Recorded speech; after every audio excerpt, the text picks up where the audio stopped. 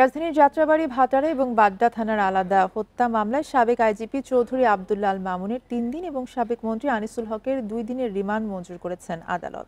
সকালে ঢাকার সিএমএম আদালত এই আদেশ দেন। এর আগে সকালে আদালতে তাদের হাজির করা হয়।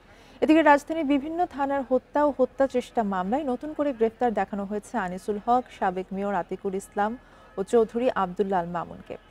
আদালত মামলার শুনানিতে জুলাই আন্দোলনকে প্রতিহত করতে অভিযুক্তরা প্রত্যক্ষ এবং পরোক্ষভাবে যুক্ত ছিলেন বলে জানান তদন্ত কর্মকর্তা। পরে আসামি পক্ষের আইনজীবীরা রিমান্ড বাতিল চেয়ে জেল গেটে জিজ্ঞাসাবাদের আবেদন করেন।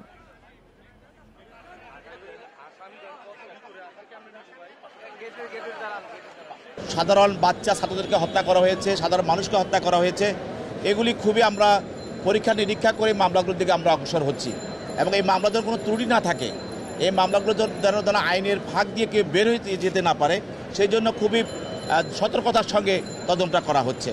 অপরাধমূলক ষড়যন্ত্রের সঙ্গে এই আসামিরা জড়িত, যতগুলি হত্যা হয়েছে প্রত্যেকটি হত্যায় এই আসামিগুলো জিজ্ঞাসাবাদের পর্যায়ে পড়বে।